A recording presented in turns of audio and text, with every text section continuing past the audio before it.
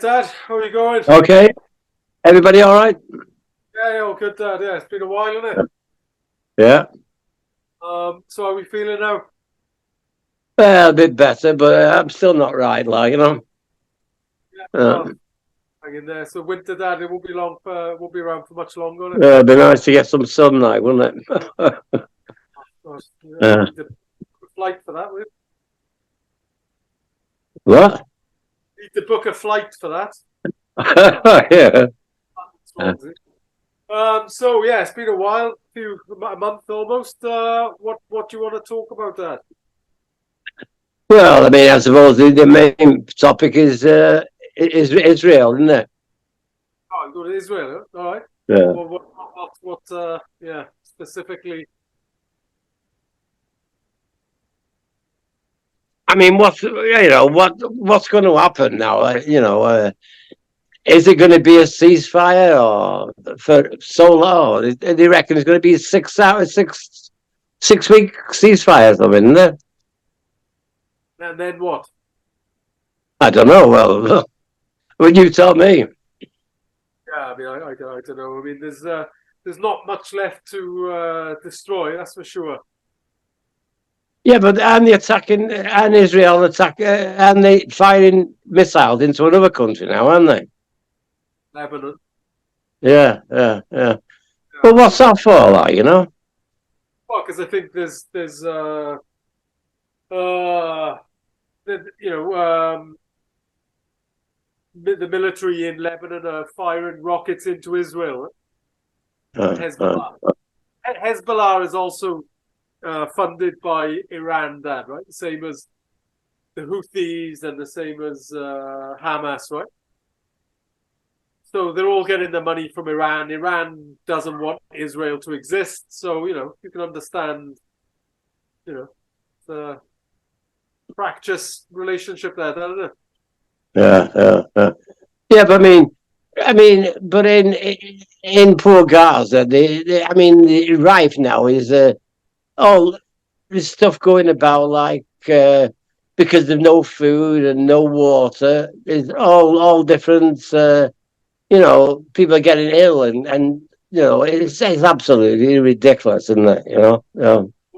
I mean, you've got to let all medical supplies in and all as much food as possible, haven't you? And water. There's not a functioning hospital left now, Dad. I know. At the outbreak of it, Israel was like, "Oh yeah, we don't bomb hospitals. We won't bomb hospitals." And now there's not a single hospital left of all the Yeah. hospitals that were functioning. So yeah, I mean, but it comes down to a dead again, Dad. The West is not calling for there to be a ceasefire, right? These talks. Well, it's 30,000 people have died now. I mean, it's getting crazy, isn't it? Yeah. Yeah, I yeah. mean, I still think what I've said all along. Eventually they'll have to give them a state. But why have all these people got to die before they give them a state? That's what I can't understand. Revenge in it. Yeah. One revenge, the other one, I think Netanyahu just wants to stay in power as long as possible because he knows as soon as this is over, he's going to be in shit, Dad. For one, for the fact that he allowed the atrocity on October the 7th to happen, and also because he's got loads of shady dealings going on there. He's a dodgy crook. You know. Yeah, but there's one country they have to listen to, and that's America. And America should be precedent now. They should be precedent to give them a state, That's what I think. America should be that's the only country they listen to. Well, yeah, and they don't. To be honest, they're not even listening to them, are they? Really? But yeah, I do No. agree that the only country really that they listen to. But it could come back and bite Biden on the ass there because a lot of youngsters, especially Arab Americans and young Americans under 25, they're watching this and they're not liking the fact that Joe Biden is not stopping it, Dad. That he's still giving them his full support. So they might vote for Trump. There's a very Oh yeah. I don't know what's going to happen if that happens. Oh dear, dear, dear. but I mean, there's very a lot of friends of mine. Like, there's no way he's going to get in, and but we all said that first time it was a joke, right? We all thought it was a joke. Donald Trump coming down the escalator, calling Mexicans rapists, telling them that Mexico's going to build a wall. We thought it was a joke. But then about 30-40% of Americans actually believe that Donald Trump is the savior. So, oh yeah, he's still got a lot of followers, haven't he? Yeah. Got 30% of Americans who are diehard and they will vote for him whatever he does. They just got all these cases that he's been ordered to pay now 450 odd million. Because he was lying about the worth of his assets and stuff. Then he had to pay whatever it was, 80 million or whatever to someone because who sexually harassed them, and I mean. Yeah. Well, for Ukraine, is America going to give them the money? I mean, they keep on withholding that money, don't they? 60 odd billion or something. Is it? They're not. Yeah, I mean, I guess that's another one, a nightmare, isn't it? Macron. So I mean, if they've got to be paying them, otherwise Russia's going to beat them, aren't they? Yeah, well, I mean, there's no way anyone's winning that, is it? There's absolutely zero way. Macron this week was talking about sending forces in, and I just if you look at the numbers, Dad, right? The numbers here. So active soldiers, Russia's got 1.3 million, Ukraine's got 900,000. So there's 400,000 different there, right? Reserves. Oh yeah, Russia's got 2 million, Ukraine's got 1.2 million. Paramilitary units, Russia's got 250,000, Ukraine's got 100,000. Well, I agree with what Macron said. We should have done that in the first place. I do, honestly. I think. I mean, what we're virtually telling Ukraine is, we'll give you the arms to fight them, but your people will die. None of our people are going to die. Now, that's what virtually we're saying, isn't it? The West are saying. Yeah, I mean, honestly, though, Dad, think about it. What you're saying now is that somehow Britain is in danger of Russia invading them. It's like, they're not, are they? So why should British people go and die? Do you know what I mean? Why should that happen? We're not in any danger of Russia invading us. Why would they want to invade Britain? I know, but then it's like America in Cuba. The Russians back down then. Now, I think if we'd have done the same, saying you can't take Ukraine, all the countries saying that you can't take Ukraine, otherwise we'll be involved, I think they would have backed down. Yeah, but then it comes to, Dad, if they don't back down, what do you do? Are we going to go and have a fight a war with Russia, who've got nuclear weapons, and America's got nuclear weapons? We want to try and talk things down a level, Dad, and you not go straight to World War III, like. The way the world is going, there's going to be a World War III, isn't it? The way the world is going. Well, I mean, there's upheaval in all the countries. In a lot of all the countries where there's upheaval is amazing. Well, it's going to get worse. But get into that. How can either, if we're giving all these weapons to Ukraine, look at this data. Total aircraft, Russia has got 4,255. Ukraine has got 321. Helicopters, 1,547 to 130. There's absolutely no way that Ukraine can. They're talking about them winning. How are they going to win? Yes, we can give them all the weapons. Oh no, that's what I'm saying. Russia's going to win eventually. Russia's going to win. Well, what you've got to do, Dad, is go for peace talks, right? I mean, you've got to go for peace talks. If that means that Russia is going to take a part of Ukraine, then it's going to take a part of Ukraine, isn't it? No, they probably want all of Ukraine, though, don't they? I mean, the thing is, I watched an interview, that Tucker Carlson interview, which was it was a joke, obviously, but with Putin, and He's saying at the end that he wants to have peace talks. What messages do you get back? Do you think NATO is worried about this becoming a global war? The threat I think you're referring to is a Russian invasion of Poland, Latvia, expansionist behavior. Can you imagine a scenario where you sent Russian troops to Poland? Only in one case, if Poland attacks Russia. Why? Because we have no interest in Poland, Latvia, or anywhere else. Why would we do that? We simply don't have any interest. It's just threat-mongering. So I just want to make sure I'm not misunderstanding what you're saying. I don't think that I am. I think you're saying you want a negotiated settlement to what's happening in Ukraine. Right. And we made it. We prepared a huge document in Istanbul that was initialed by the head of the Ukrainian delegation.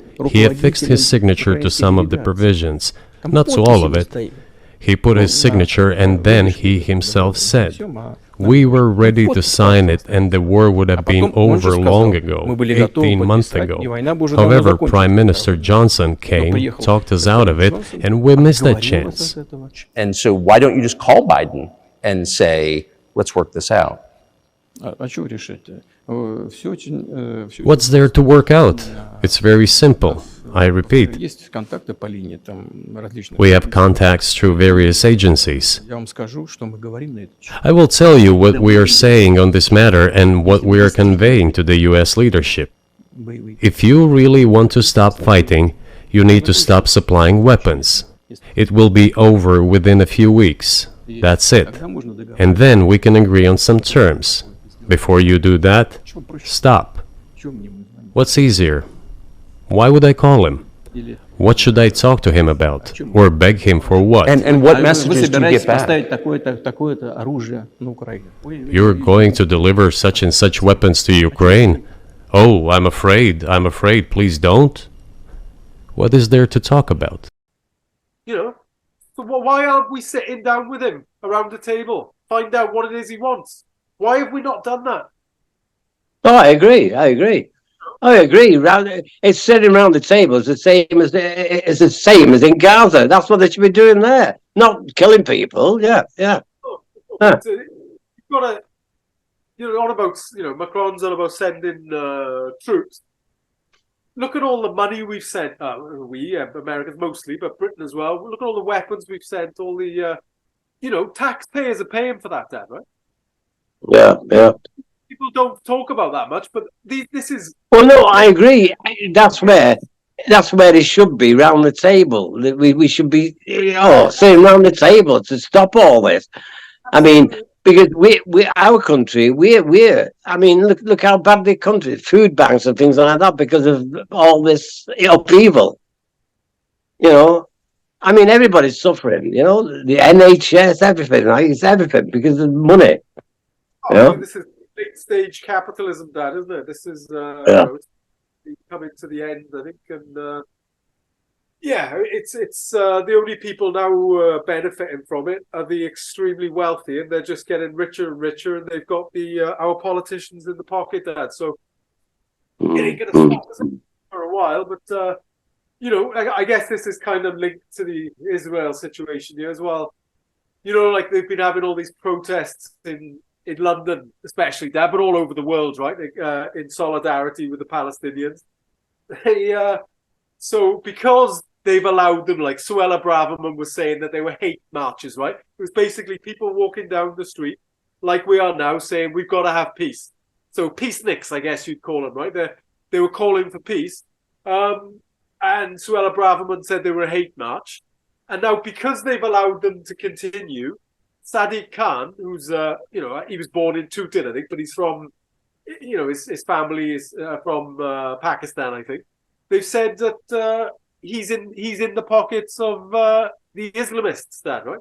As if he's some sort of, puppet for Muslims, That's it. Yeah. Well, let's go now to the former Deputy Chair of the Conservative Party, Lee Anderson, of course, MP for Ashfield. Lee, you no doubt heard that conversation there. People are absolutely furious in the views we're getting in today, Lee.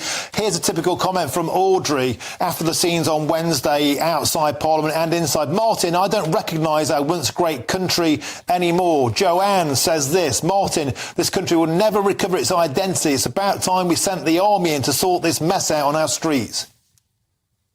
Shocking, Martin. I mean, I was there, as you know, on Wednesday night. We could hear the commotion outside, and this is down to we've got a very cowardly Khan running London. He seems to be letting the not only the Jewish population down, but the whole population of London and Britain as a whole. And I heard the comments here. I heard the comments earlier you was making about Suella. Some of the comments she made earlier this week, and I don't actually believe that these Islamists have got control of our country. But what I do believe is they've got control of Khan, and they've got control of London, and they've got control of Storm as well. This just plays into like Islamophobia, Dad. All those right wing, people who think that all Muslims are fucking paedophiles and they're all trying to kill everyone and stuff. It's bullshit, Dad, and our politicians are playing into that, right? Yeah. And what makes it worse, I suppose, is that two of them are people of South Asian heritage themselves, right? Rishi Sunak, Indian, and so is Suella Braverman, right? So they must know what it's like to be someone of colour in Britain, So to be bringing that kind of attention to people similar to them, I think is just pretty fucking awful, isn't it? Highness. It seems that people running that country, they're not British themselves, are they? Really, they're all foreigners, aren't they? Oh well, yeah, you're spoken then. Well, they're not, are they? They're not. I mean, I said he was born in Tooting, Sadiq Khan. Rishi Sunak was born in the UK as well. So was Suella Braverman. Yeah, but I mean, with all the money he's got, he doesn't know. He doesn't know what it's like to be no food and hunger and thing. He doesn't know anything like that, does he? No, of course not. None of them do that. But I can leave it go. I suppose they are British, Dad. I mean, listen to him speak. You listen to Rishi Sunak. I mean, he's very English, isn't he? He's a very rich Englishman, but yeah, they definitely don't have any idea that, and I don't think Keir Starmer is going to be one of those that does either. He's not going to be a Jeremy Corbyn, is he? He's not exactly a man of the people, is he? Well, no, it's like I saw this morning on television and the news. She's saying the second in command in the Labour Party that. What the Conservatives are going to leave the Labour to do, it's just going to be impossible. I mean, they just left us in. Can you imagine like all the hospitals? There's concrete, potholes in the roads, NHS, dentists, everything. They're going to leave them all that. I mean, it's going to take ages to clear, and Well, yeah, it's going to be a lot of debt, isn't it? But I honestly don't think Sadiq Khan is going to do. Sadiq Khan, I don't think. God, what's his name? Starmer do much differently to the Tories anyway, Dad. He's basically a Tory light, isn't he? I don't think he's going to change much. What you're saying, I agree with. There's going to be so much to do, but I just don't. That. There's going to be so much to do, and people are going to say, "Oh, Labour, no, bloody waste of time." They're going to say, because you've got to give Labour time to do these kind of things. You won't be able to do that in a year. Yeah, but I mean, I agree that. But what you're saying is as if Labour's the good guys and the Tories are the bad guys. They're not, Dad, are they? They're not. If you look at Tony Blair, how many years did he have? He had 3 terms, right? 1997 to 2010 or whatever. The Labour Party did. They made things worse, Dad. The climate crisis got worse. They did do some good things. Don't get me wrong, they did. But when it comes to the financial crash, 2008 happened on their watch. Of course, it was mostly down to what happened in America, but they privatized hospitals. Dad, they brought forward all this. Well, no, yeah, but it's all boils down to what, like all the buzz L we've got now in Great Britain about the buzz. Well, it all boils down to Thatcher, the Conservative again, doesn't it? Yeah, I mean, she privatized everything, which, what on earth? She ruined it. She ruined the country, she did, privatizing everything. And look what they're making now, these energy companies, making billions and billions, That could be into the hospitals, into NHS and everything now, all what she privatized, No, but you obviously, at the time, you had those shares, right? And you sold them, didn't you? What shares? You must have had shares in the gas company and British Telecom, because they were. No, I've never bought any shares. No, you didn't have to buy them. They were given to people. That was the whole thing about privatization. They gave them to people, right? And then, of course, they were like, "Oh, look, everyone now you own your own shares." Right? But the thing is, people already own their own shares. That's what a public company is, right? But they that's how they sold it. People went off and sold them straight away to rich investors. Then, so they sold it as the people will own. Yeah, but Thatcher, she sold them at a ridiculous low price and everything like that. All these privatization, and they're making billions now, out of it. Where all that money could be into a national health and things like that. And No, I don't disagree with you that, but what I'm trying to say is Labour did that too. Labour had a chance in 1997 when Tony Blair came in with an absolute landslide. He had a chance to turn things around, but he didn't. He made things worse. He just became a Tory, and that's what they are now. The Labour Party since Tony Blair have been basically the same as the Tories, and we don't have an option anymore. Jeremy Corbyn gave us that option. He was like, right, I want to nationalise the gas, the electric, the trains, the water. He was going to do things differently and reverse things, Dad. But the Labour Party and the Keir Starmer is not about that. They're not going to try and do that. Yeah, but I mean, it's like that water now, them water boards. I mean, they're getting fantastic. All the bosses are getting fantastic bonuses and everything like that, and they're still polluting the waterways and the sea. It's just, I don't know. It's just all they care about is money. The rich people, the rich. They don't care about the poor people.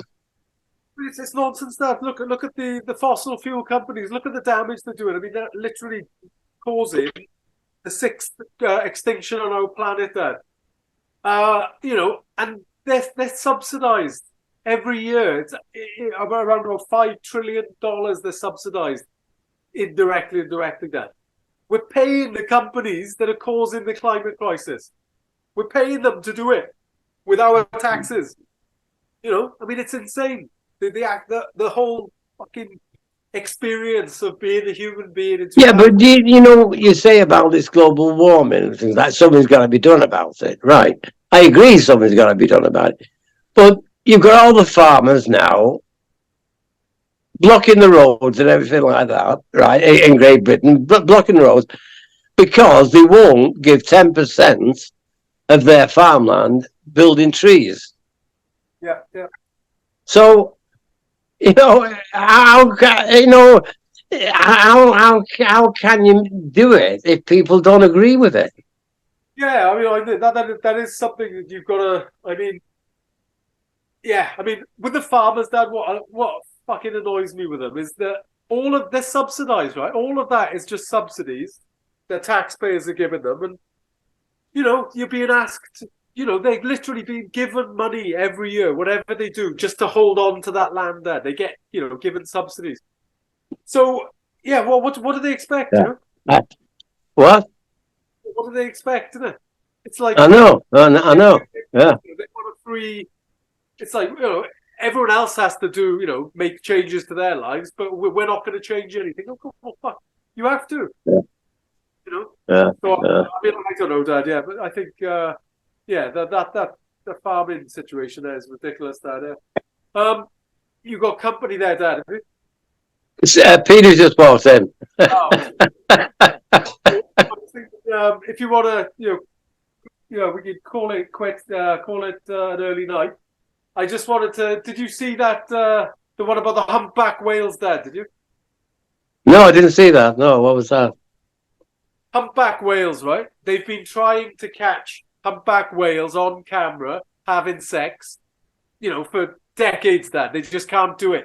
They're really difficult to find when they're actually copulating. Yeah, but why do they want it? Why is that so important? Oh, I mean, I don't think they're uploading it to YouPorn or X-Hamster or anything like that, Dad. I think just, biologists want to catch it and see things like how long it goes on for and stuff like that, right? I mean, they study them, right? That's what they do.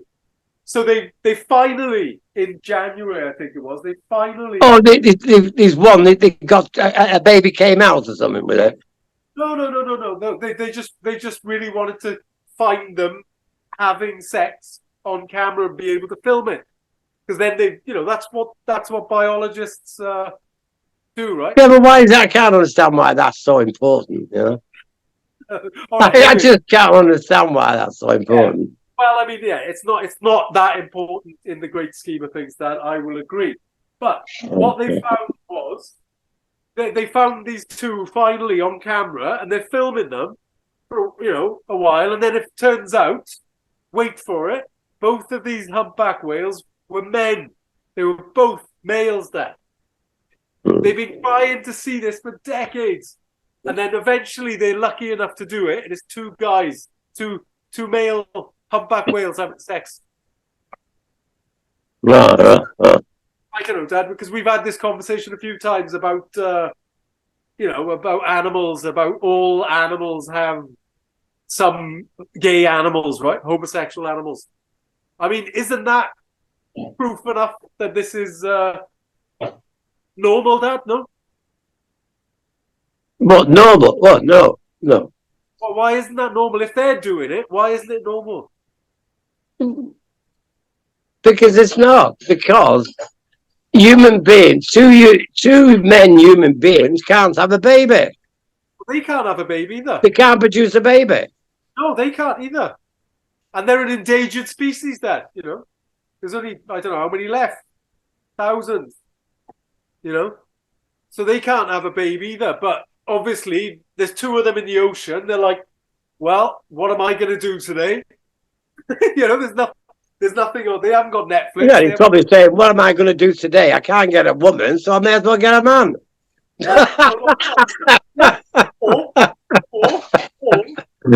One attracted to males, right? I don't know. But yeah, I mean, that seems to me that if all the animals in the animal kingdom are doing it, Dad, surely it's natural, isn't it? For some, no, I don't think so. No. Right. So yeah, I mean, getting on to that a little thing. I mean, the Japanese and the Korean population, the fertility rates have just dropped again to the lowest ever, Dad. So last year in Japan, I think something like 760,000 babies were born. The year before, it was 800,000, which is way, way below what you need to keep that population up, Dad, right? And this is nothing to do with people being gay, right? The population is declining anyway without people being gay. So I don't know. The point I'm trying to make is that if you're worried about population, I don't think homosexuality is what you need to worry about. It's people don't want to have babies anymore, Dad. Look at the fucking state. Well, I think they're doing in South Vietnam, where the population they've not got a workforce because everybody's over 55. Oh no, I mean that's Japan. That's what's going on. It's a massive problem, Dad, because I'm paying my taxes now so that I can. So I'm paying taxes now for older people's pensions in Japan. That's how it works.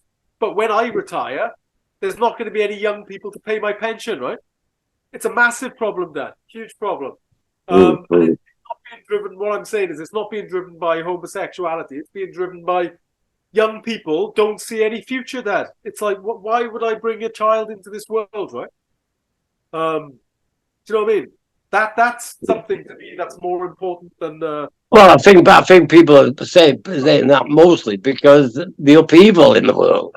Yeah, totally. I mean, absolutely, Dad. Yeah, it's everything. I mean, you've said yourself you wouldn't like to bring another child in, haven't you? Haven't you? No. I mean, I wouldn't. I mean, there's no way I would now know what I know. You know,